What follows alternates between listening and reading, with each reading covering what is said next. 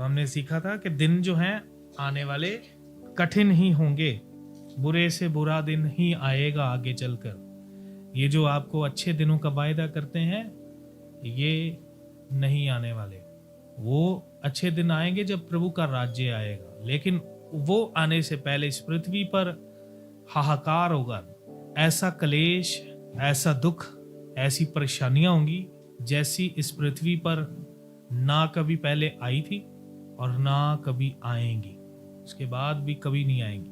ऐसा माहौल हो जाएगा, युद्ध होंगे, लोग स्वार्थी हो जाएंगे, लोग भले के बैरी और बुराई से वो लोग प्रीति करेंगे। ऐसा समय आ जाएगा। ये हमने प्रभु के वचन में से सीखा था। Hallelujah, hallelujah. जो आपका लकड़ी का जुआ तोड़ते हैं, खुदा लोहे का जुआ रख देगा। ये हमने प्रभु के वचन पर ध्यान किया था। हालेलुया। हबक्कूक 2 अध्याय 11 वचन से पढ़िए, 9 वचन से। हबक्कूक की पुस्तक उसका 2 अध्याय 9 आयत से हम पढ़ेंगे। हाय उस पर जो अपने घर के लिए अन्याय के लाभ का लोभी है। हाँ, हाय उस पर जो अपने घर के लिए अन्याय के लाभ का लोभी है। हालेलुया। हाय उस पर हाँ जी, जो अपने घर के लिए अन्याय के लाभ का लोभी है। हाँ, हाय उस पर जो अपने घर के लिए अन्याय के लाभ का लोभी है। जो अन्याय करके, बुराई करके जो कमाई आती है, उस कमाई से अपने घर को चलाने वाला, उस पर क्या है? बाइबल हाय देखती है। दोबारा पढ़ लीजिए। हाय उस पर हाँ जी, जो अपने घर के लिए हाँ, अन्याय के लाभ का हाँ, लोभी है।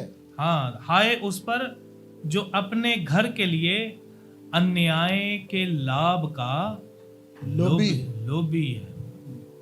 अन्याय, किसी के साथ अंधेर करके, किसी के साथ हेर फेर करके, कमाई करके उस पैसे को अपने घर पर लगाने वाले पर हाय है, हाय श्राप है। बाइबल उस पर श्राप देती है, ताकि वह अपना घोंसला हाँ, ऊंचे स्थान में बनाकर हाँ, विपत्ति से बचे। हाँ, किसी का अन्याय करके, बुराई करके कमाया गया धन जो है, उसको जब आप अपने घर को पक्का या मजबूत करने के लिए बनाते हैं कि वो आफतों और मुसीबतों से बचा रहे। तूने बहुत सी जातियों को काट कर अपने घर के लिए लज्जा की युक्ति बांधी।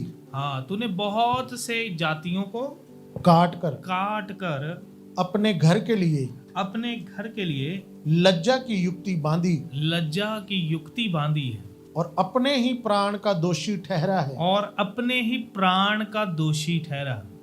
आगे, क्योंकि घर की दीवार का पत्थर दुहाई देता है।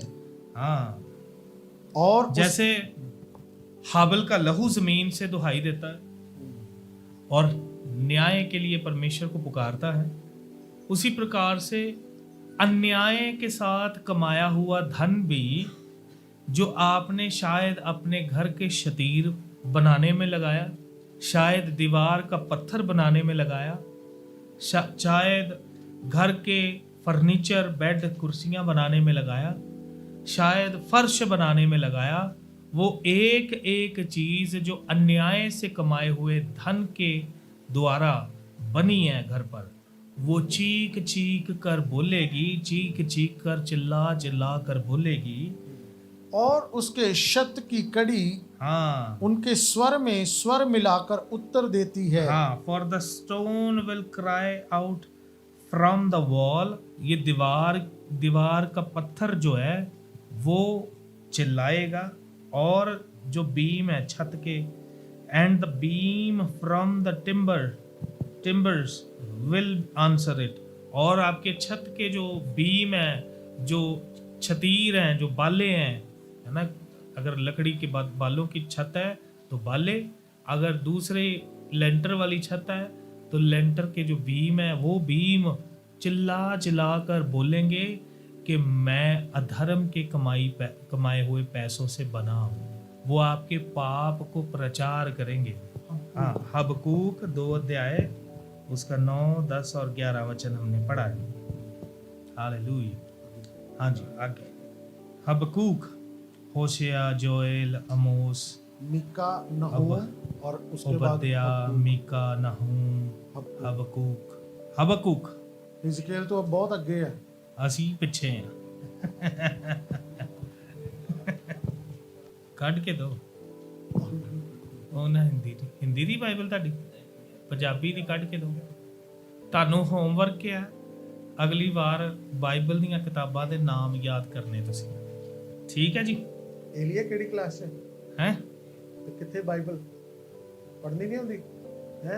नाम एलिया रखने से आप एलिया नहीं बनेंगे। ਬਾਈਬਲ ਲਿਆ ਕਰ ਪੁੱਤ, ਤੇ ਬਾਈਬਲ ਲੈ ਕੇ ਵਿਆਹ ਕਰੋ, ਠੀਕ ਹੈ। ਉਹ ਸਾਰੇ ਦੇ ਬੱਚੇ ਪੜ੍ਹਦੇ ਆ, ਉਹ ਪਿੱਛੇ ਬੇਟੀਆਂ ਲੈ ਕੇ ਬੈਠੀਆਂ, ਤੂੰ ਵੀ ਲੈ ਕੇ ਵਿਆਹ ਕਰ ਬਾਈਬਲ। नाम बताओ बारी बारी अपना सारे बच्चे।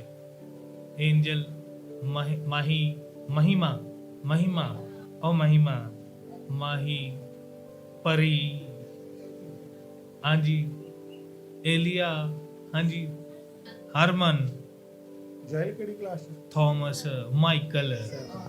ਤੂੰ ਕਿਤੇ ਖਤਰਨਾਕ ਨਾਂ ਰੱਖ ਕੇ ਬੈਠੇ ਜੇ ਤੁਸੀਂ, ਹੈ ਸਵਰਗ ਦੂਤਾਂ ਦੇ ਨਾਂ ਰੱਖੇ ਤੇ ਤੁਹਾਨੂੰ ਬਾਈਬਲ ਚੋਂ ਪੁਸਤਕ ਨਹੀਂ ਲੱਭਦੀ। ਚਲੋ ਧਿਆਨ ਨਾਲ ਸੁਣੀਏ, ਸੁਣੋ। ਹਾਂਜੀ, प्रभु का वचन की कहता है, दोबारा पढ़ दो 9 वचन दो। ਹਾਂਜੀ।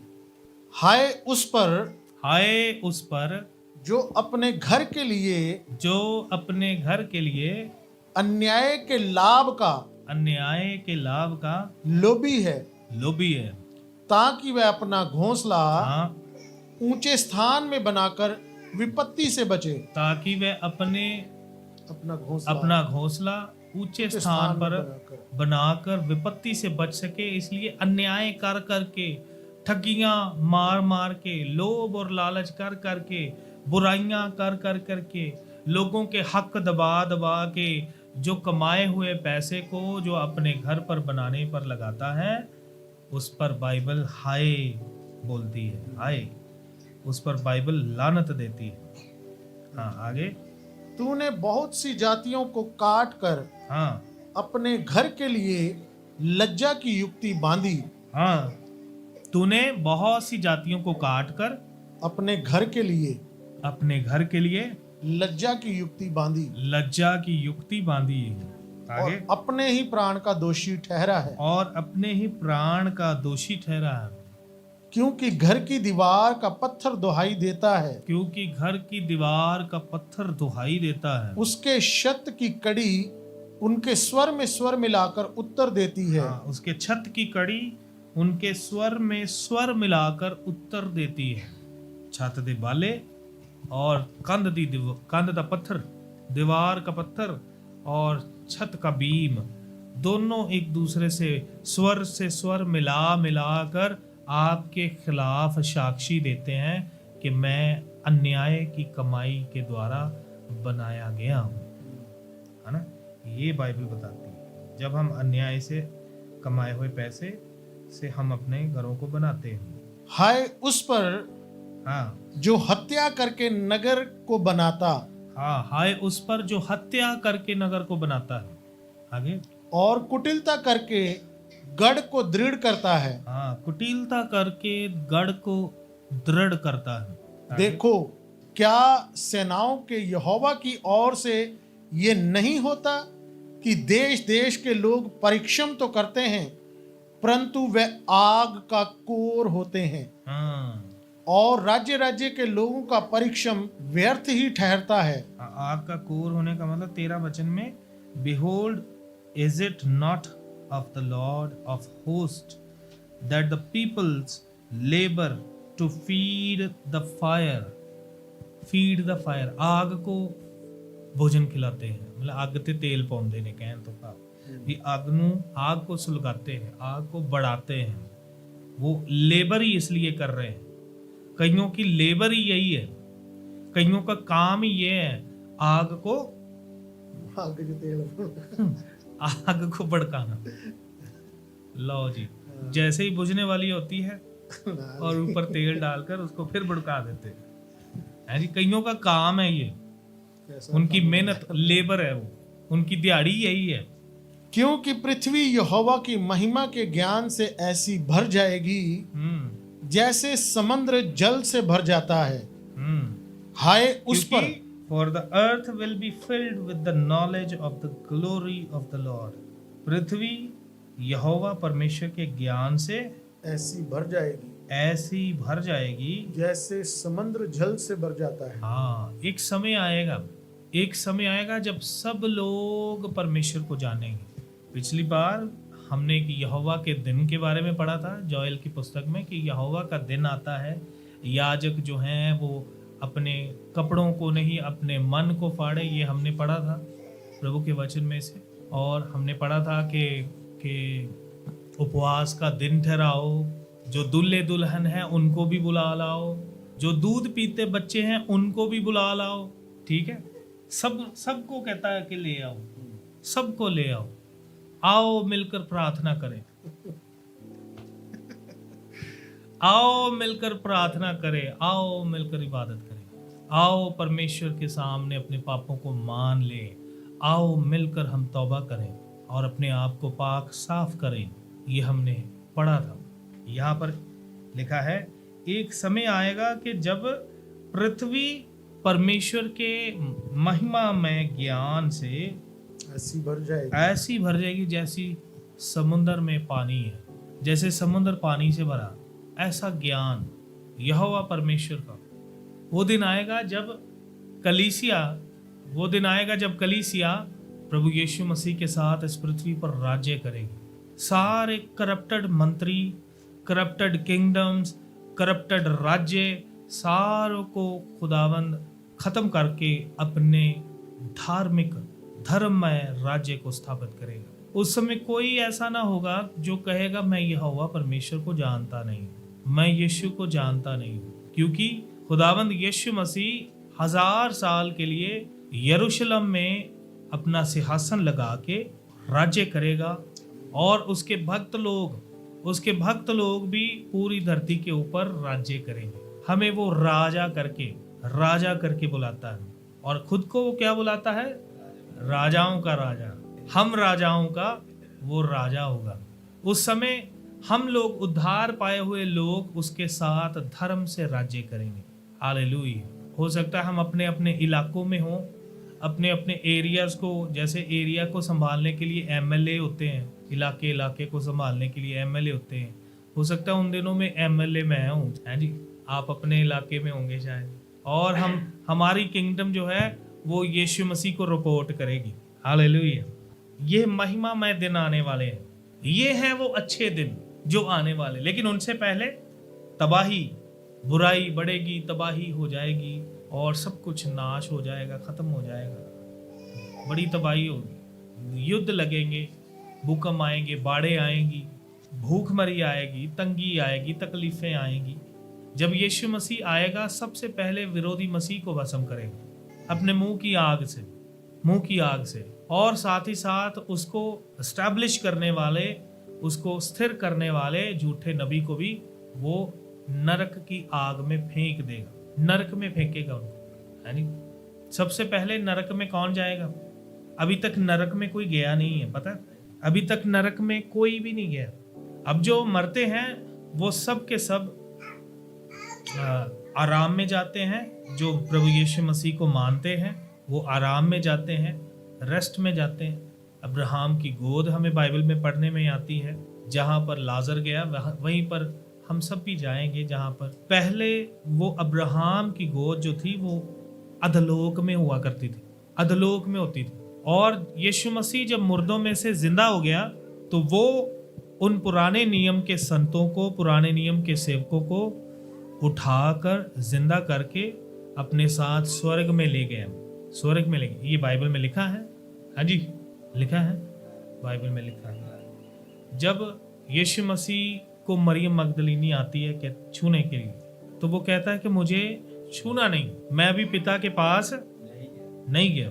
फिर उसके बाद यीशु मसीह कमरे के भीतर आ जाते हैं और थॉमस से कहते हैं कि मुझे छू कर देखो। कहने का मतलब इसी के दरमियान यीशु मसीह पिता के पास पहुंचकर आया, अपने लहू को लेकर गया, जाकर उसने सारी स्वर्गीय वस्तुओं को शुद्ध किया। ये हम इब्रानियों के अंदर पढ़ते हैं, स्वर्ग की सारी वस्तुओं को उसने अपने पाक लहू के द्वारा शुद्ध किया और सारी मानव जाति के लिए यहोवा के सामने अपने पाक लहू को प्रेजेंट किया कि ये है प्रायश्चित इन सब के लिए। हालेलुया। और उन तमाम नबियों को जिनके विषय में लिखा है मत्ती के सुसमाचार में 27 अध्याय में 53 आयत में कि यीशु मसीह के मुर्दों में से जी उठने के टाइम पर ही वो सारे संत, वो सारे सेवक, पुराने नियम के संत जो हैं जिन्होंने परमेश्वर के साथ वाचाएं बांधी थी, वो भी जिंदा हुए। यरूशलेम शहर में, बैतलहम में, नगरों में वे घूमे, बहुत लोगों को वो मिले भी, दिखाई भी दिए। ये बाइबल साक्षी देती है। यीशु मसीह जब मुर्दों में से जिंदा हुआ तो अकेला जिंदा नहीं हुआ, अपने साथ पुराने नियम के जितने भी संत थे उन सबको जिंदा उठाकर वो स्वर्ग में पहुंचाकर, पिता के पास पहुंचाकर फिर वापस आया है। फिर थोमा को कहता कि मुझे छू कर देख। ये हम इफिसियों 4 अध्याय उसका 7 वचन में भी पढ़ सकते हैं। 7, इसलिए वह कहता है वह ऊंचे पर चढ़ा, हाँ इसलिए वह कहता है वह ऊंचे पर चढ़ा और बंदियों को बांध ले गया। बंदियों को क्या करके ले गया?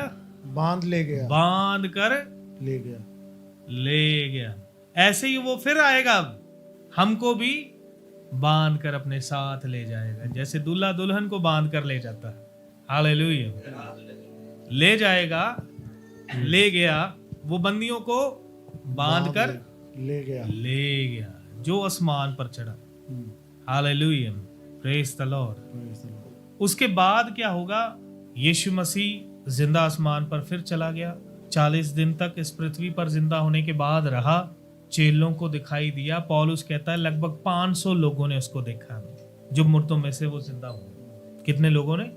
हाँ, ये आप कुरिन्थियों 15 अध्याय 3 वचन से पढ़ सकते हैं। वहां पर कहता है पवित्र शास्त्र के अनुसार जो सुसमाचार मुझे पहुंचा कि यीशु मसीह हमारे लिए मारा गया, गाड़ा गया, तीसरे दिन मुर्दों में से जी उठा, जिंदा आसमान में उठाए जाने से पहले वो प्रेरितों को, लोगों को, लगभग 500 लोगों को वहां पर लिखा है कि वो दिखाई दिया। और आखिर में वो कहता है, पौलुस कहता है मुझे भी दिखाई दिया, दमिश्क के रास्ते पर उसको दिखाई दिया। जब उसने उसको आकर कहा कि तू मेरी कलीसिया को क्यों सताता है, मेरी कलीसिया को नहीं कहता वो कहता है तुम मुझे क्यों सताते हो, मुझे क्यों सताते हो। यीशु की कलीसिया को सताने वाला यीशु को ही सताता है। पौलुस के सामने आकर खड़ा होकर वो कहता है कि तू मुझे क्यों सताता है। वो कहता है प्रभु तुम कौन हो? कहता मैं यीशु मसीह, मैं यीशु मसीह। आखिर में पौलुस कहता है मुझे भी, पढ़िए वो भी वचन पढ़ लीजिए, कुरिन्थिया, पहला कुरिन्थिया 15 अध्याय 3 तो पढ़। इसी कारण मैंने सबसे पहले पहला कुरिन्थियों 15:3। इसी कारण मैंने सबसे पहले तुम्हें वही बात पहुंचा दी जो मुझे पहुंची थी, हाँ, कि पवित्र शास्त्र के वचन के अनुसार, हाँ जी, यीशु मसीह हमारे पापों के लिए मर गया, हाँ जी, और गाड़ा गया, और पवित्र शास्त्र के अनुसार तीसरे दिन जी उठा। हाँ जी, हालेलुया। और कैफा को तब 12 को दिखाई दिया। फिर वह 500 से अधिक भाइयों को एक साथ दिखाई दिया। इकट्ठे 500 लोगों को एक साथ दिखाई दिया मुर्दों में से जिंदा होने के बाद। आगे, जिनमें से बहुत से अब तक जीवित हैं। हाँ, जब ये बात लिखी जा रही थी, पौलुस जब ये लिख रहा था उस समय तक वो लोग जीवित थे जिन्होंने यीशु मसीह को जिंदा होने के बाद देखा था। आगे, पर कुछ सो गए। कुछ सो गए। आगे, फिर वह याकूब को दिखाई दिया। फिर याकूब को दिखाई दिया। तब सब प्रेरितों को दिखाई दिया। तब सब प्रेरितों को दिखाई दिया। सबके बाद मुझको भी दिखाई दिया। सबके बाद मुझको भी दिखाई दिया। सबके बाद पौलुस कहता है मुझको भी दिखाई दिया। जिंदा होने के बाद यीशु मसीह इतने लोगों को दिखाई दिया। उसके बाद वो आसमान पर चला गया। उसके बाद वो आएगा गुप्त में, आग के झपकते ही वो अपनी कलीसिया को उठा कर ले जाएगा और हर एक अपनी अपनी बारी से, जो सो गए वो पहले और जो जीवित होंगे वो बदल जाएंगे और सब उठाए जाएंगे और धरती पर बहुत सारे लोग गायब हो जाएंगे। यीशु मसीह के साथ वो चले जाएंगे। फिर उन 7 सालों में, उसके बाद 7 साल का टाइम होगा। 7 साल के टाइम के दरमियान इस पृथ्वी पर बहुत हाहाकार होगा। पहले 3 साल आराम होगा, 3.5 साल। उसके बाद 3.5 साल का जो पीरियड है वो बहुत ही कष्टमय होगा, वो बहुत ही दुख वाला होगा। उन दिनों के विषय में, उन दिनों के विषय के लिए यीशु मसीह प्रार्थना करने के लिए हमें सलाह देते, कहते प्रार्थना करो कि वो दिन सर्दियों में ना आए, हैं वो जाड़े के दिन ना हो। और उन दिनों में उनके लिए हाय है जिनके पास छोटे छोटे बच्चे होंगे। पता है क्यों? क्योंकि आप कहीं पर बच्चे को लेकर छुप कर बैठे होंगे, बच्चे को चुप कराएंगे, बच्चा चुप नहीं होगा, बच्चा रोएगा, बच्चे की आवाज लोग सुनेंगे और आपको ढूंढ कर आपको भी और आपके बच्चे को भी मार देंगे। ये दिन आने हैं धरती के ऊपर, इससे पहले कि वो दिन आए जिसमें यहोवा का ज्ञान सारी पृथ्वी पर ऐसा भरे जैसा समुद्र में पानी। उससे पहले ऐसा क्लेश आएगा, ऐसा संकट आएंगे, ऐसे दुख और तकलीफें आएंगी। जब वो 3.5 साल का समय भी जब पूरा हो जाएगा, उसके बाद यीशु मसीह अपनी उठाई गई कलीसिया को लेकर फिर से इस धरती के ऊपर आएगा। उसके लिए हनोक भी नबूवत करता है। यहूदा की पत्री में 1 अध्याय उसका 14 वचन पढ़ दिया। हनोक ने भी, जो आदम से 7वीं पीढ़ी में था, हाँ जी, इनके विषय में ये भविष्यवाणी की। हाँ, इनके विषय में ये भविष्यवाणी की, देखो प्रभु अपने लाखों पवित्रों के साथ आया। लाखों पवित्रों के साथ आया। Hallelujah. Now Enoch the seventh from Adam prophesied about these men also, saying, Behold, the Lord comes with 10,000s of his saints। अंग्रेजी में saints करके लिखा है, जिन्हें हम संत भी कह देते हैं, और हिंदी में शब्द आया है पवित्रों के साथ।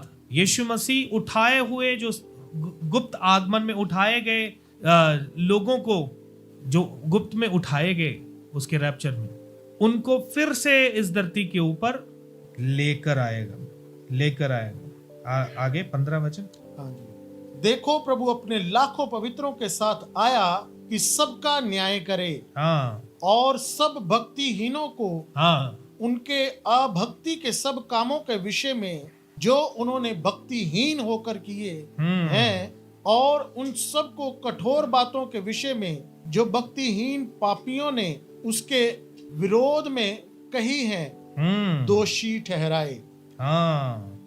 जो बातें उनके विषय में कही हैं, जो अब लोग यीशु मसीह के विरोध में बातें करते हैं, उन लोगों को दंड देने के लिए परमेश्वर का पुत्र प्रभु यीशु मसीह और उसके साथ कलीसिया के लोग, उसके संत लोग इस पृथ्वी पर आएंगे। 15 वचन दोबारा पढ़िए, क्या क्या करेंगे? कि सबका न्याय करें। कि सबका न्याय करें। सबका क्या करे? न्याय करें। हालेलुया। आपने और मैंने, यदि हम उसके आगमन में उठाए जाते हैं, यदि हम उसके लिए संत बनकर रहते हैं, पवित्र होते हैं, पाक साफ होते हैं, तो हम जब उठाए जाएंगे तब आखिर में यीशु मसीह के साथ फिर से इस धरती के ऊपर आएंगे। इस पृथ्वी पर रहने वाले लोगों का न्याय हम करेंगे। हालेलुया। अभी तो आपको कहते हैं ना लोग, डू नॉट जज, न्याय ना करो, किसी का न्याय ना करो। लेकिन एक समय आएगा जब हम इस सारी पृथ्वी के लोगों का न्याय करेंगे। वो जो सोशल मीडिया पर जसू जसू करके आप यीशु मसीह का मजाक उड़ाते हैं, इन सब का न्याय करेंगे हम। इधर लिखा है आखिरी वचन, वो ungodly people Sinners have spoken against him. जो भक्तिहीन पापियों ने, जो भक्तिहीन पापियों ने उसके विरोध में कही हैं, उसके विरोध में कही हैं, दोषी ठहराएंगे। उनको हम दोषी ठहराएंगे। यीशु मसीह दोषी ठहराएगा। हम भी उसके साथ मिलकर इस धरती पर न्याय करेंगे, लोगों को दोषी ठहराएंगे। To execute judgment on all, to convict all who are ungodly among them of all their ungodly deeds which they have committed in an ungodly way, and of all the harsh thing which ungodly sinners have spoken against him. Harsh word, कठोर बातें जो यीशु मसीह के लिए बोली गई। इसीलिए कहता तुम डरो, तुम पृथ्वी पर हो, परमेश्वर स्वर्ग में है। अपने मुंह से कुछ भी बोलने से पहले डरना। सो कलीसिया के लोग फिर से यीशु मसीह के साथ इस धरती पर आएंगे, आकर पृथ्वी के लोगों का न्याय करेंगे। कुरिन्थियों 6 अध्याय में भी पढ़ते हैं हम। हाँ जी, पहला कुरिन्थियों 6 अध्याय। क्या तुम में से किसी को ये हियाव है कि जब दूसरे के साथ झगड़ा हो तो फैसले के लिए अधर्मियों के पास जाए और पवित्र लोगों के पास ना जाए? Dare any of you having a matter against another go to law before the unrighteous and not before the saints? कहता जब तुम में किसी के साथ आपस में मसला हो, तुम में इतनी हिम्मत है कि तुम उन लोगों के पास जाओ जो विधर्मी हैं, जो बुरे लोग हैं, जो गद्दियों पर बैठे हैं, अन्यायी लोग बैठे, और प्रभु के संतों के पास ना आओ, प्रभु के सेवकों के पास ना आओ न्याय के लिए। सिर्फ उसी टाइम पे नहीं, अब के टाइम में भी कलीसिया में उसके संत और सेवक कलीसियाओं का न्याय करते हैं। क्या करते हैं? न्याय करते हैं, फैसले करते हैं। आगे, क्या तुम नहीं जानते कि पवित्र लोग जगत का न्याय करेंगे? क्या तुम नहीं जानते कि पवित्र लोग जगत का न्याय करेंगे? जैसे हमने यहूदा 1:14 में पढ़ा कि यीशु मसीह अपने लाखों संतों के साथ, पवित्रों के साथ इस पृथ्वी पर न्याय करने के लिए आता है। हालेलुया। इधर भी लिखा है, do you not know that the saints will जज द वर्ल्ड? संत जो है वो दुनिया का न्याय करेंगे। इसलिए जब तुम्हें जगत का न्याय करना है, तो क्या तुम छोटे से छोटे झगड़ों का भी निर्णय करने के योग्य नहीं? क्या तुम छोटे से छोटे कलीसियाओं के झगड़ों का भी निर्णय करने के योग्य नहीं? आगे, तो क्या तुम नहीं जानते कि हम स्वर्गदूतों का न्याय करेंगे? क्या तुम नहीं जानते कि हम स्वर्गदूतों का भी न्याय करेंगे? उन्हें डिग्गे स्वर्गदूतां नूं भी सजा किन्ना ने सुनानी है? स्वर्गदूतों का भी न्याय कौन करेंगे? यीशु मसीह के पीछे चलने वाले लोग, अधिकार पाए हुए लोग। आगे, तो क्या संसारिक बातों का निर्णय ना करें? तो क्या संसारिक बातों का निर्णय ना करें?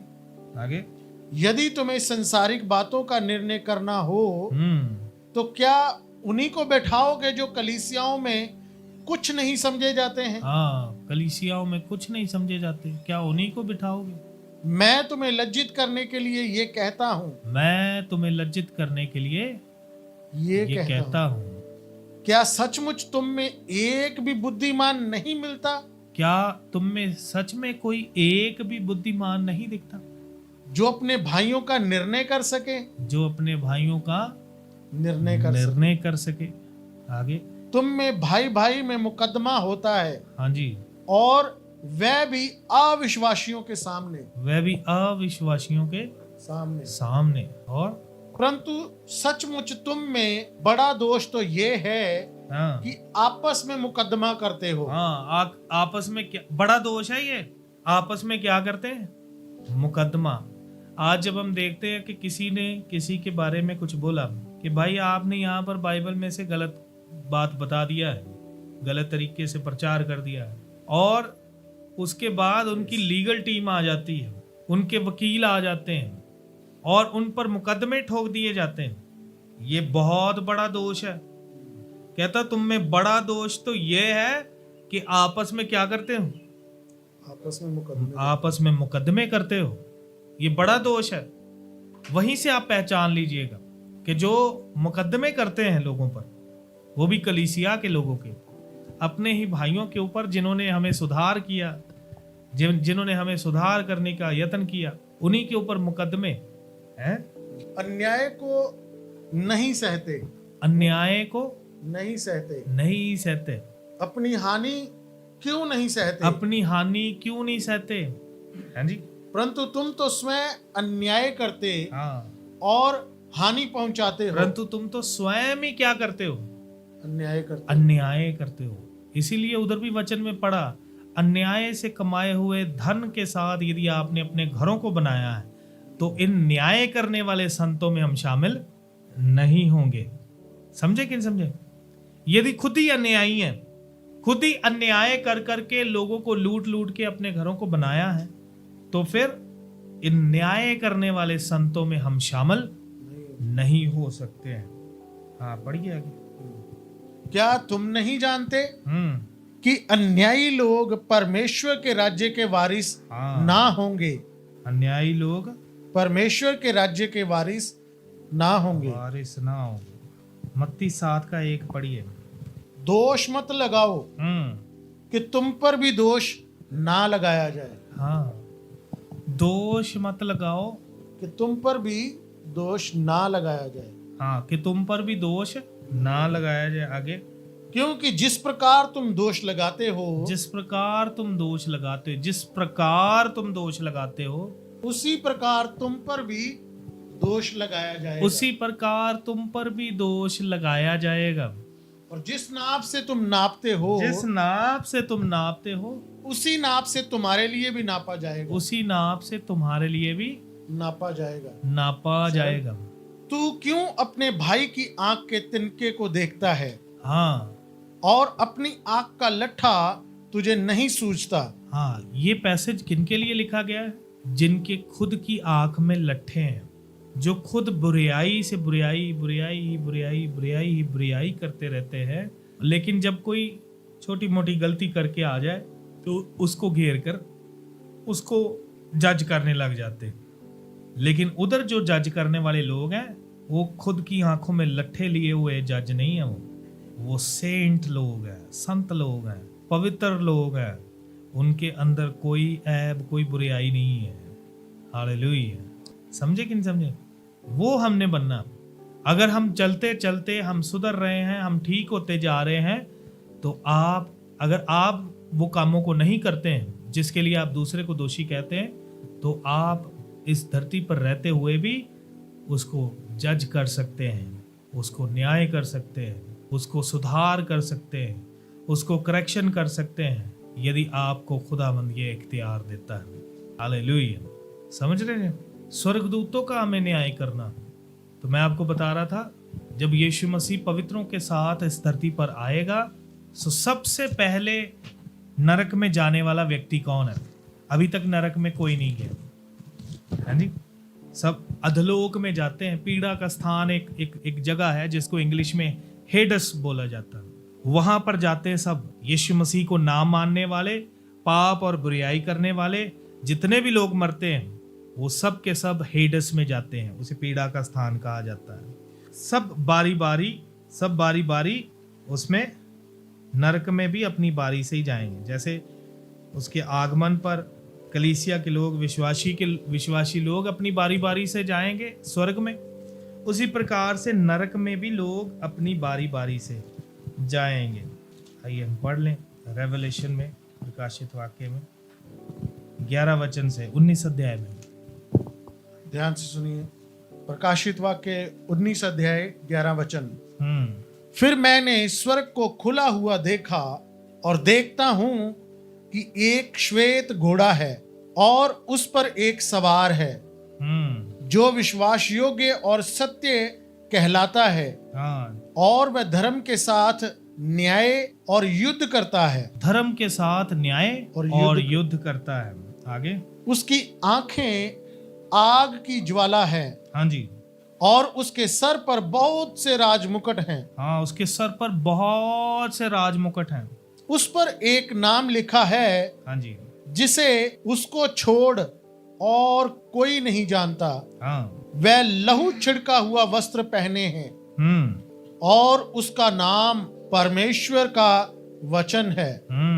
स्वर्ग की सेना श्वेत घोड़ों पर सवार और श्वेत और शुद्ध मलमल पहने हुए उसके पीछे पीछे है। हाँ। जाति जाति को मारने के लिए उसके मुंह से एक चौखी तलवार निकलती है। वह लोहे का राजदंड लिए हुए उन पर राज्य करेगा, और सर्वशक्तिमान परमेश्वर के भयानक प्रकोप की जलजलाहट की मदिरा के कुंड में दाख रौंदेगा। उसके वस्त्र और जांग पर ये नाम लिखा है, राजाओं का राजा और प्रभुओं का प्रभु। फिर मैंने एक स्वर्गदूत को सूर्य पर खड़े हुए देखा। उसने बड़े शब्द से पुकार कर आकाश के बीच में से उड़ने वाले सब पक्षियों से कहा, आओ परमेश्वर के बड़े भोज के लिए इकट्ठे हो जाओ। हाँ जी। जिससे तुम राजाओं का मांस और सरदारों का मांस और शक्तिमान पुरुषों का मांस और घोड़ों का और उनके सवारों का मांस, हाँ। और क्या स्वतंत्र, क्या दास, क्या छोटे, क्या बड़े, सब लोगों का मांस खाओ। हाँ, ये वो पक्षी जिनके बारे में हम बात करते हैं बहुत बार, जो अय्यूब की पुस्तक में हम पढ़ते हैं कि उस मार के ऊपर से वो नहीं उड़ते, लेकिन अंत के दिनों में उन पक्षियों को इस पृथ्वी के हाकिमों के ऊपर खुल्लम खुल्ला छोड़ दिया जाएगा कि वे उनको नोच खाएं। ये स्वर्ग, ये जो आसमान में बसने वाली शक्तियां हैं, उनको भी दर्शाता है, जिनके साथ हमारा मल युद्ध लिखा गया है, उनको भी दर्शाता है। आगे। फिर मैंने उस पशु और पृथ्वी के राजाओं और उनकी सेनाओं को उस घोड़े के सवार और उसकी सेना से लड़ने के लिए इकट्ठे देखा। वह पशु और उसके साथ वह झूठा भविष्यद्वक्ता, हाँ, वह पशु और उसके साथ वह झूठा भविष्यद्वक्ता, वो विरोधी मसीह और झूठा नबी। आगे। पकड़ा गया। पकड़ा गया। क्या हुआ? पकड़ा गया। हाँ, पढ़ा गया। आगे। वह पशु और उसके साथ वह झूठा भविष्यद्वक्ता, उसके साथ वह झूठा भविष्यद्वक्ता पकड़ा गया, जिसने उसके सामने ऐसे चिन्ह दिखाए थे, हाँ, जिनके द्वारा उसने उनको भरमाया, जिन पर उस पशु की शाप थी और जो उसकी मूर्ति की पूजा करते थे। ये दोनों जीते जी उस आग की झील में, हाँ, जो गंधक से जलती है, डाले गए। हाँ, सबसे पहला व्यक्ति नरक की आग में भेजा जाने वाला कौन है? शैतानी, विरोधी मसीह और झूठा नबी। विरोधी मसीह और झूठा नबी सबसे पहले नरक की आग में यही जाएंगे। एक दुष्ट आत्मा कहती ना यीशु को कि मुझे अभी नरक में ना भेज, सूरों के झुंड में भेज दे, तो यीशु मसीह ने भेजा नहीं उसको। इसीलिए नहीं भेजा क्योंकि सबसे पहले कौन जाएगा? सबसे पहले ये विरोधी मसीह जाएगा, विरोधी मसीह के साथ झूठा नबी जाएगा। फिर आगे। शेष लोग उस घोड़े के सवार की तलवार से जो उसके मुंह से निकलती थी मार डाले गए, और सब पक्षी उनके मांस से तृप्त हो गए। फिर मैंने एक स्वर्गदूत को स्वर्ग से उतरते देखा, जिसके हाथ में अथाह कुंड की कुंजी और एक बड़ी जंजीर थी। उसने उस अजगर अर्थात पुराने सांप को, जो इब्लीस और शैतान है, पकड़ के 1000 वर्ष के लिए बांध दिया, और उसके बाद 1000 साल के लिए सबसे पहले शैतान को बांधा जाएगा। पकड़ के 1000 वर्ष के लिए बांध दिया और उसे अथाह कुंड में डालकर बंद कर दिया और उस पर मोहर लगा दी कि वह 1000 वर्ष पूरे होने तक जाति जाति के लोगों को ना भरमाने फिर ना भरमाए। इसके बाद अवश्य है कि वह थोड़ी देर के लिए फिर खोला जाए। फिर मैंने सिंहासन देखे और उन पर लोग बैठ गए। फिर मैंने क्या देखे? सिंहासन देखे और उन पर लोग बैठ गए। इस धरती पर होंगे ये सिंहासन, इसी धरती के ऊपर विरोधी मसीह और झूठे नबी को नरक की आग में फेंकने के बाद इस पृथ्वी पर सिंहासन लगेंगे। उन सिंहासनों पर लोग बैठ जाएंगे। कौन से लोग हैं? आगे पढ़ेंगे हम। फिर मैंने सिंहासन देखे और उन पर लोग बैठ गए और उनको न्याय करने का अधिकार दिया गया। क्या अधिकार दिया गया? न्याय करने का अधिकार दिया गया। जो सिंहासनों पर बैठेंगे यीशु मसीह के साथ। यीशु मसीह कहता ना, जो जय पाए वो मेरे साथ मेरे सिंहासन पर बैठे। जैसे मैंने जय पाई और अपने पिता के साथ उसके सिंहासन पर बैठा। हालेलुया। उसी प्रकार से परमेश्वर के संत लोग, पवित्र हुए लोग, सिद्ध हुए लोग सिंहासनों पर बैठ जाएंगे विरोधी मसीह के बाद। आगे मैंने उनकी आत्माओं को भी देखा जिनके सर यीशु की गवाही देने और परमेश्वर के वचन के कारण काटे गए थे। हाँ जी। और जिन्होंने ना उस पशु की और ना उस मूर्ति की पूजा की थी और ना उसकी छाप अपने माथे और हाथों पर ली थी। वह जीवित होकर मसीह के साथ 1000 वर्ष तक राज्य करते रहे। वह मसीह के साथ 1000 वर्ष तक राज्य करते रहे। जिन्होंने उस विरोधी मसीह की छाप अपने ऊपर नहीं ली, संसार के साथ वो मिले जुले नहीं, है जी, वो मसीह के साथ राज्य करने लगे। आगे जब तक ये 1000 वर्ष पूरे ना हुए, हाँ जी, तब तक शेष मरे हुए ना जी उठे। हाँ, बाकी मरे हुए लोग अभी तक जिंदा नहीं हुए। ये तो पहला पुनरुत्थान है। धन्य और पवित्र वह है जो इस पहले पुनरुत्थान का भागी है। ऐसों पर दूसरी मृत्यु का कुछ भी अधिकार नहीं। दूसरी मृत्यु का ऐसों पर कुछ भी अधिकार नहीं। 7 वचन से पढ़िएगा। जब 1000 वर्ष पूरे हो चुकेंगे तो शैतान कैद से छोड़ दिया जाएगा। जब 1000 वर्ष पूरे होंगे शैतान फिर से छोड़ दिया जाएगा। आगे वह उन जातियों सुन लो ध्यान नाल, आशीषां बरकतां ही सुननियां होंदियां। सुन लो। वह उन जातियों को जो पृथ्वी के चारों ओर होंगी, अर्थात गोग और मगोग को, जिनकी गिनती समंदर के भालू के बराबर होगी, भरमा कर लड़ाई के लिए इकट्ठा करने को निकलेगा। वह सारी पृथ्वी पर फैल कर पवित्र लोगों की छावनी और प्रिय नगर को घेर लेंगी। 10 वचन पढ़ लो। उनका भरमाने वाला शैतान आग और गंधक की उस झील में, जिसमें वह पशु और झूठा भविष्यद्वक्ता भी होगा, डाल दिया जाएगा। दूसरा नंबर किसका है? बोले सब। शैतान दा। पहले झूठा मसीह और झूठा नबी, वो जाएंगे नरक में। दूसरे नंबर पर डाला जाएगा शैतान डाला जाएगा। फिर आगे 11 वचन से, फिर मैंने एक बड़ा श्वेत सिंहासन और उसको जो उस पर बैठा हुआ है देखा। उसके सामने से पृथ्वी और आकाश भाग गए। ये वो मोमेंट है जब ये पृथ्वी ना रहेगी। पृथ्वी खत्म हो जाएगी, बिखर जाएगी, क्रश हो जाएगी। कोई, जैसे पतरस की पत्री में भी लिखा है कि इस युग का धरती और आकाश इसलिए रखे गए हैं कि आग के साथ नष्ट किए जाएं, कि पृथ्वी के जो एलिमेंट्स हैं, बिल्डिंग्स हैं, इमारतें हैं, पृथ्वी पर मनुष्य के जो काम है, वो तपश के साथ पिघल जाएंगे।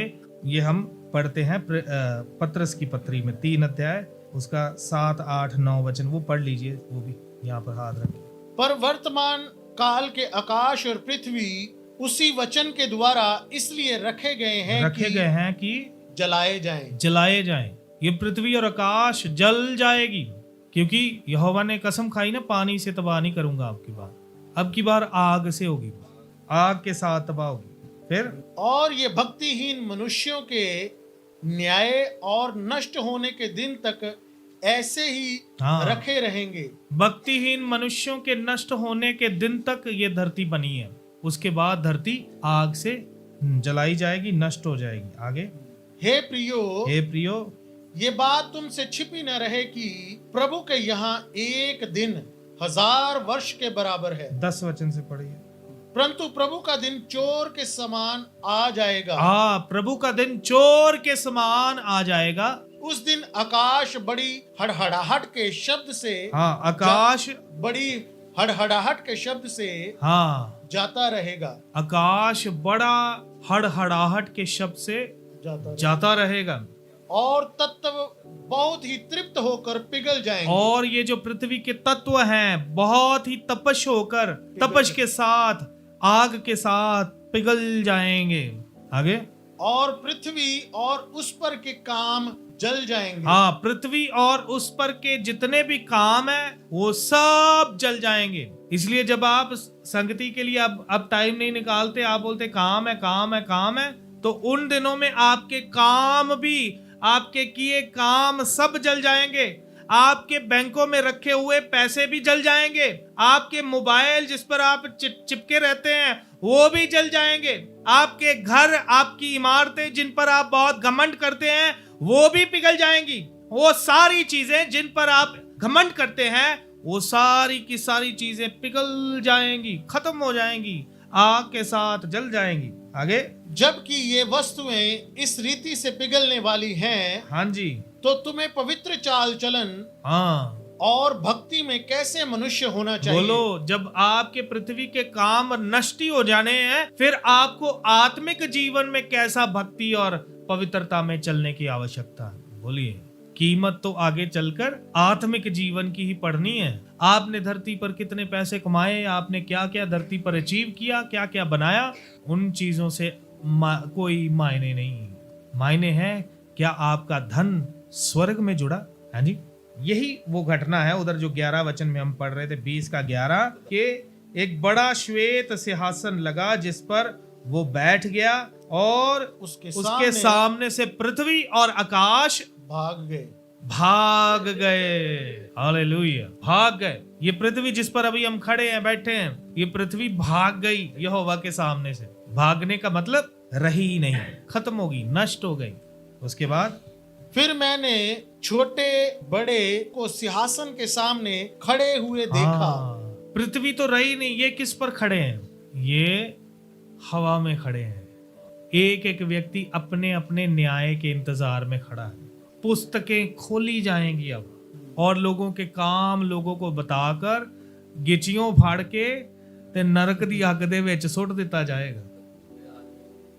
है जी। और पुस्तकें खोली गई, और फिर एक और पुस्तक खोली गई, अर्थात जीवन की पुस्तक। और एक पुस्तक है आपके कामों की पुस्तक, एक पुस्तक है जीवन की पुस्तक, दोनों खोली गई। हाँ जी, आगे।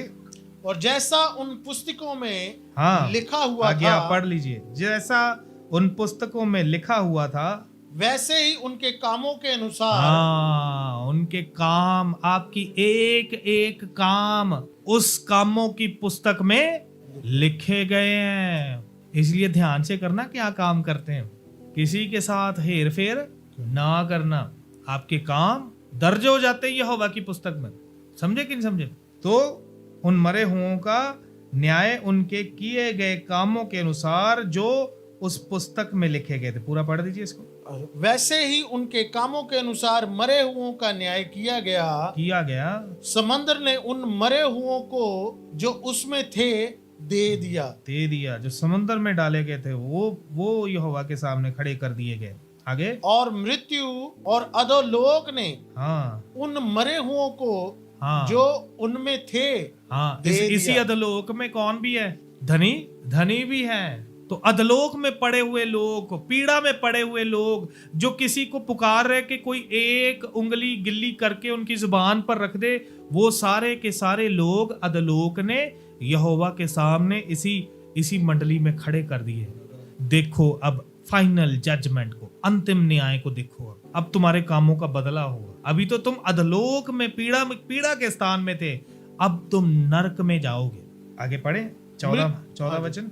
मृत्यु और अधोलोक की आग की झील में डाले गए। मृत्यु और अधलोक, तीसरा उस आग की झील यानी नरक की आग की झील में डाले जाने वाला क्या है? मृत्यु। पहला कौन था? विरोधी मसीह, एंटी क्राइस्ट, झूठा मसीह। नंबर 2। नंबर 3 पर कौन गया? शैतान गया। शैतान के बाद क्या? मृत्यु गई। 4 नंबर पर मृत्यु गई। और 5 नंबर पर अधलोक, पूरा का पूरा अधलोक उस आग की झील में डाल दिया गया। हाँ आगे। ये आग की झील दूसरी मृत्यु है। हाँ, ये दूसरी मृत्यु है, दूसरी मृत्यु। आगे। और जिस किसी का नाम जीवन की पुस्तक में लिखा हुआ ना मिला, हाँ, वह आग की झील में डाला गया। अब जो सामने भीड़ खड़ी है, जीवन की पुस्तक में जिसका नाम, जो खोली गई है उनके सामने, जिसका नाम उस जीवन की पुस्तक में लिखा हुआ ना मिला, उन सबों को इसी आग की अब जाने शुरू हुए लोग नरक की आग में। सबसे पहले विरोधी मसीह, दूसरे नंबर पर झूठा नबी जो उसको टेस्टिफाई करता है, स्टैब्लिश करता लोगों के बीच में कि इसकी सुनो। तीसरे नंबर पर शैतान, चौथे नंबर पर मृत्यु, 5वें नंबर पर अधलोक, और 6ठे नंबर पर वो तमाम लोग जो जिनका नाम जीवन की पुस्तक में लिखा हुआ ना मिला। नरक में भी क्रम अनुसार सब जाएंगे, तब तक नरक में कोई नहीं जाता। उसके बाद लिखा है, तब मैंने नई धरती और नया आकाश देखा, पहली धरती और पहला आकाश जाता रहा। पास्ड अवे इंग्लिश में लिखा है। पास्ड अवे शब्द उसके लिए इस्तेमाल होता है जब कोई मर जाता है, कि फलाना बंदा पास्ड अवे, कि वो गुजर गया। पहली पृथ्वी और पहली धरती ये गुजर गई, तब यहोवा ने एक नई धरती और नया आकाश बनाया। नई धरती और नया आकाश, और उस पर लिखा है कि उस पर समुद्र भी ना था, है जी। और पहली पृथ्वी जाती रही थी, हाँ, और समुद्र भी ना रहा। हाँ। फिर मैंने पवित्र नगर नए यरूशलेम को स्वर्ग से परमेश्वर के पास से उतरते देखा। हाँ, हालेलुया। आगे। वह उस दुल्हन के समान थी, हाँ, जो अपने पति के लिए हालेलुया श्रृंगार किए हुए हो। जब ये न्याय हो रहा था तब कलीसिया कहाँ पर थी? है जी, धरती तो खत्म हो गई जी, कलीसिया कहाँ थी? अभी पढ़ा, स्वर्ग से उतरी है। उतनी देर जब तक पूरी दुनिया के लोगों का न्याय चल रहा है, उतनी देर फिर कलीसिया जो है वो स्वर्ग में है। वो फिर जब नई धरती बन जाती है तो वो स्वर्ग से कलीसिया उतरती है, नया यरूशलेम जिसको नाम। हालेलुया। इस नए धरती और नए आकाश की बातें पुराने नियम के संतों ने भी की हैं।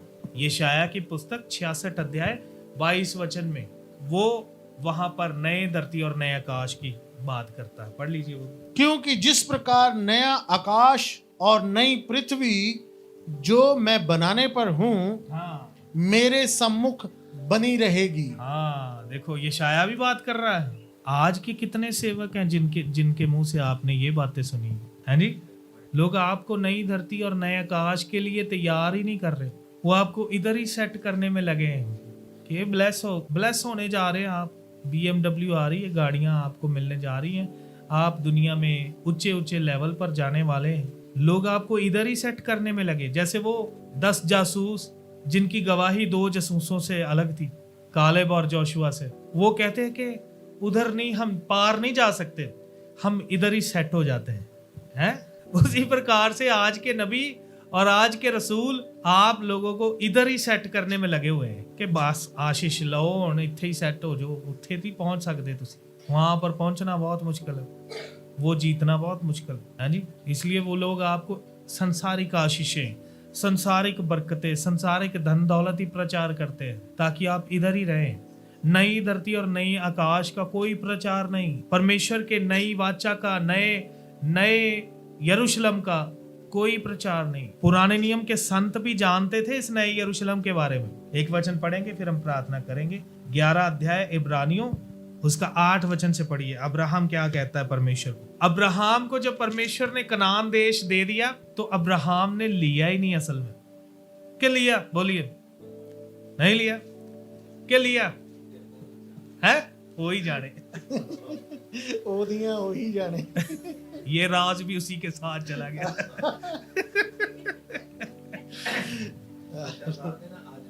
सुनो पहला कलाम खत्म हो। इब्रानियों 11 उसका 8। हाँ। विश्वास ही से अब्राहम जब बुलाया गया हाँ। तो आज्ञा मानकर हाँ। ऐसी जगह निकल गया हाँ जी। जिसे मिरास में लेने वाला था। हाँ, ऐसी जगह के लिए निकल गया जिसे मिरास में लेने वाला था। और ये ना जानता था कि मैं किधर जाता हूँ। और उसको ये पता ही नहीं था कि मैं किधर जाता हूँ। तो भी निकल गया। आगे। विश्वास ही से उसने प्रतिज्ञा किए हुए देश में, हाँ, पराये देश में, हाँ, परदेसी के समान रहकर इजहाक और याकूब समेत जो उसके साथ वायदे किए हुए देश में परदेसियों के समान रह रहा वो है जी।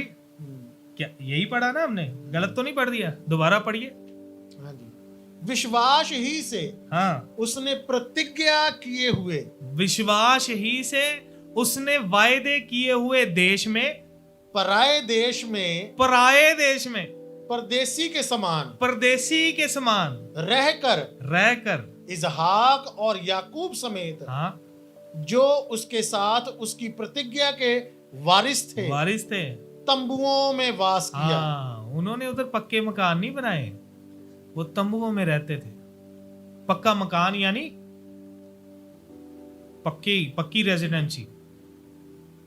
कच्चा मकान यानी कच्ची रेजिडेंसी, कच्ची नागरिकता। पक्का मकान स्पष्ट बात लिखी है। पक्का मकान पक्का होता है जिसे आप छोड़कर नहीं जा सकते। कच्चा मकान कच्चा होता है जिसे जब मर्जी उखाड़ा, चलो जी आगे कहीं और गाड़ा, है जी। इसलिए कुरिन्थियों में पौलुस भी लिखता है, कहता जब तुम्हारा पृथ्वी का ये डेरा सरीखा घर गिराया जाएगा तो तुम्हें प्रभु की ओर से एक पक्का मकान मिलेगा जो चिरस्थायी है, चारों ओर से बराबर है वो। हालेलुया। ये कच्चा मकान है जिसमें हम रहते हैं और मृत्यु आकर हमें इस कच्चे मकान से ले जाएगी। ये डेरा माने तंबू सरीखाकार। इंग्लिश में वहां पर टेंट शब्द आया है कि तुम्हारा टेंट सा ये घर, तंबू जैसा ये घर जब गिरेगा तो तुम्हें प्रभु की ओर से एक इमारत मिलेगी, पक्की मजबूत। उसके घुटनों में दर्द नहीं होता वो पक्की इमारत में। वो चाहिए कि नहीं चाहिए कि दवाइयां खा के इन्हों ही ठीक करी जाना है जी। दवावां करा के दवाइयां खा के फास्टर जी ले हैंड कर दो मैं ठीक हो जा है। हालेलुया। तंबुओं में रहा। आगे पढ़िए। क्योंकि वह उस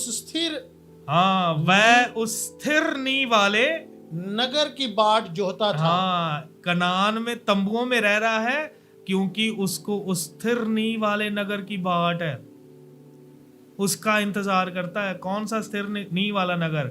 वो नया यरूशलेम जो अभी हमने पढ़ा, आकाश से उतरता, जिसका रचने वाला और बनाने वाला परमेश्वर है। हालेलुया। वो स्थिर नींव वाला नगर आप और मैं, कलीसिया के तमाम लोग जो उसके साथ ईमानदारी से चलते हैं, वो तमाम लोग वो स्थिर नगर है। इस स्थिर नगर की खासियत पता क्या है? बोले यरूशलेम की खासियत क्या थी? इजराइल में यरूशलेम क्या खासियत थी उसकी? क्योंकि वहां पर खुदा का घर बोला गया, परमेश्वर उनके बीच में वहां पर रहता था, इसलिए यरूशलेम खास है ना। हालेलुया। नए यरूशलेम की भी खासियत यही है। उधर लिखा है परमेश्वर का डेरा मनुष्य के बीच में, यानी परमेश्वर का सिंहासन देख। हाँ, ये पूरा पढ़ दीजिए, फिर उधर पढ़ते हैं। अब्राहम कनान में तंबुओं में परदेशियों के समान रहते हुए उस उत्तम नगर की बाट जोता था, जिसका बनाने और रचने वाला परमेश्वर आप है। हाँ जी, आगे सारा का गया, बस वो पढ़िए। प्रकाशित वाक्य 21 का 5 वचन पढ़ दीजिए। जो सिंहासन पर बैठा था हाँ, उसने कहा, जो सिंहासन पर बैठा था उसने कहा, देख देख मैं सब कुछ नया कर देता हूँ। मैं सब कुछ नया कर देता हूँ। फिर उसने कहा, लिख ले, क्योंकि ये वचन विश्वास के योग्य और सत्य हैं। आगे फिर उसने मुझसे कहा, ये बातें पूरी हो गई हैं। हाँ, मैं अल्फा और ओमेगा, आदि और अंत हूँ। 3 वचन पढ़िए। फिर मैंने सिंहासन में से हाँ, किसी को ऊंचे शब्द से ये कहते हुए सुना, हाँ जी, देख परमेश्वर का डेरा हाँ। मनुष्यों के बीच में है। उस टाइम पे यीशु मसीह परमेश्वर जो है वो हमारे हृदय में नहीं, हृदय में भी, लेकिन ऐसे जैसे हम आप एक दूसरे को आमने सामने देख पा रहे हैं, परमेश्वर को ऐसे देखने पाएंगे। परमेश्वर अपना सिंहासन उस नए यरूशलेम के दरमियान लगाएगा। बोलो, जाना है उधर? हैं? हाँ, सिर्फ हाथ कर उठाने से नहीं जाएंगे हम। पक्की टिकट है अपनी। परमेश्वर के पीछे चलना पड़ेगा, पवित्र जीवन बिताना पड़ेगा, बुराई छोड़नी पड़ेगी, परमेश्वर की राहों पर चलना पड़ेगा, कलाम सीखना पड़ेगा, सेवकों के अधीन होना पड़ेगा। हालेलुया, हालेलुया, समझ रहे हैं? हालेलुया, हालेलुया, समझ रहे हैं?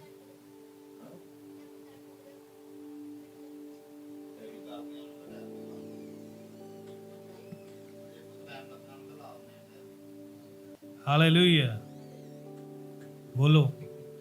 अब्राहम के लिए हम बड़ा प्रचार सुनते हैं कि अब्राहम बहुत धनी था, पैसे रुपए सोने चांदी का बहुत धनी हो गया था। सुनो कलाम सुनोगे तो इत्थे पहुंचोगे। हाँ जी, कोई नहीं, टेंपू लगते रहनगे। हाँ, बुआ पहला लाया करो।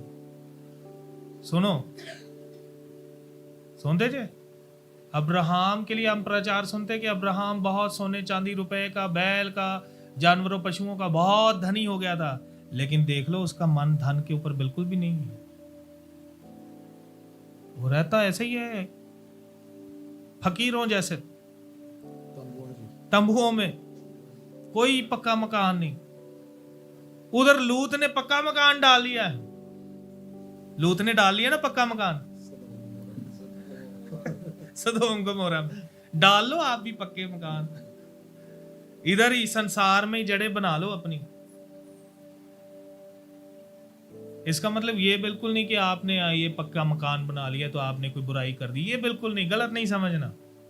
कहने का मतलब संसार में मोह नहीं रखना, चीजों पे मोह नहीं रखना। आप बता, लूत की पत्नी पीछे मुड़कर क्या देखी है? हाँ, पीछे मुड़कर देखी है वो रसोई जो मैंने अपने हाथों से सजाई थी, मेरा घर जो मैंने कितने प्यार से बनाया था, उस घर में मेरी कितनी यादें थी हैं। हमारा धन दौलत, हमारे जेवर तो उधर ही रह गए घर पे। क्या देखा पीछे मुड़ के? बोलो, है? नमक का खंबा बन गई। इसलिए नए नियम में भी वचन है, लूत की पत्नी को कहता याद रखो, पीछे नहीं देखना हमने, आगे ही देखना है। और आगे ही बढ़ते जाना, नहीं तो नमक का खंभा बन जाएंगे। समझे कि नहीं समझे? हो सकता है जब जब घर बनाया, नए नए सेटल हुए उधर, हो सकता है लूत की पत्नी अब्राहम की पत्नी के साथ बातें करती हुई, तेरा बंदा देख हजे तक तंबुआ च बैठा है। औरतों की ऐसी बातें होती ना आपस में, तेरा बंदा अभी तक तंबुओं में ही बैठा, देख मेरा आदमी जब से तुमसे अलग हुआ उसने पक्का मकान बना लिया। को कमरे जी बैठा है। हाँ बोलो, लेकिन बन गई ना नमक का खंभा। सो अपने शारीरिक धन के ऊपर, अपने शारीरिक कामों के ऊपर जो आग से पिघल जाएंगे, इन पर मन नहीं लगाना। पौलुस भी कहता है स्वर्गीय वस्तुओं की धुन में रहो। स्वर्गीय वस्तु, ये है स्वर्गीय वस्तु। आप जहां पहुंचेंगे वहां शोक ना होगा। पढ़िए 4 वचन क्या है? वह उनकी आंखों से हाँ। सब आंसू पोंछ डालेगा। सारे आंसू क्या कर देगा? पोंछ डालेगा। उसके बाद रोएंगे नहीं आप, उसके बाद मृत्यु ना रहेगी, उसके बाद मौत भी नहीं रहेगी, ना शोक, शोक भी, कोई दुख नहीं रहेगा, ना विलाप, कोई विलाप नहीं रहेगा, ना पीड़ा रहेगी, ना कोई पीड़ा, ना कोई दर्दा। पहली बातें जाती रही। पहली बातें पृथ्वी के साथ ही चलेगी। जैसे पृथ्वी भाग गई वैसे ही पहली बातें भी भाग गई। जाना ही यहाँ पे।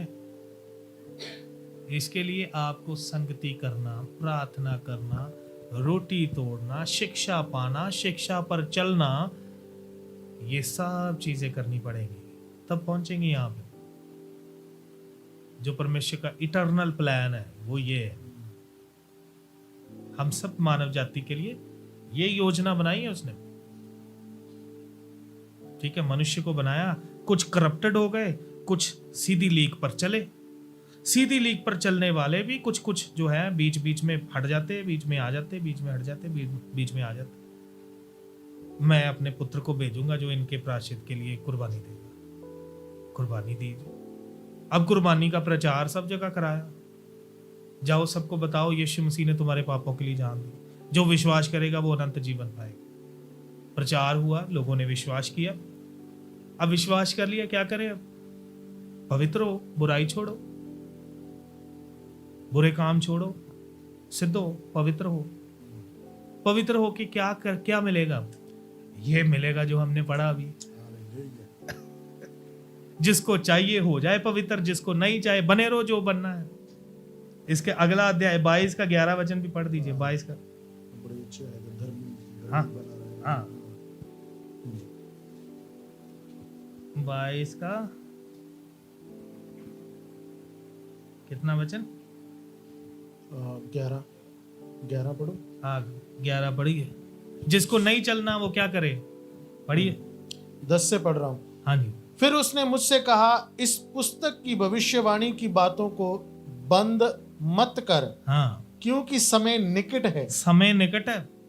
जो अन्याय करता है, जो अन्याय करता है वह अन्याय ही करता रहे। कर दे रहो अन्याय, लगे रहो। जिन्होंने अन्याय करने से खुशी मिल रही है, करते रहो काम। अगर आपको ये चीजें नहीं चाहिए। हाँ जी। जो मलिन है, 1 मिनट। हाँ जी, 21 का 7 पढ़ दीजिए। हाँ। जो जय पाए, जो जय पाए वही इन वस्तुओं का वारिस होगा। वही इन वस्तुओं का वारिस होगा, जो जय पाए। लेकिन जो अन्याय करते हैं वो फिर करते रहे अन्याय। जिन्होंने जय नहीं पानी, जिन्होंने चलना नहीं प्रभु के पीछे, पवित्र होना नहीं, बुराई छोड़नी नहीं, वो अन्यायी लोग। फिर कहता जो अन्याय करते हैं वो अन्याय ही करते रहे। आगे। जो मलिन है, जो मलिन है वह मलिन बना रहे, वो मलिन ही बने रहे। आगे। और जो धर्मी है, जो धर्मी है वह धर्मी बना रहे। धर्मी बने रहे, धर्मी बने रहे। ये परसों हम प्रभु के कलाम पर ध्यान कर रहे थे। लेवी व्यवस्था 20 का 7 कहता मेरे लिए पवित्र होवो और पवित्र बने भी रहो। धर्मी होए हो यीशु मसीह की धार्मिकता के द्वारा, तो धर्मी बने भी रहो। हाँ जी,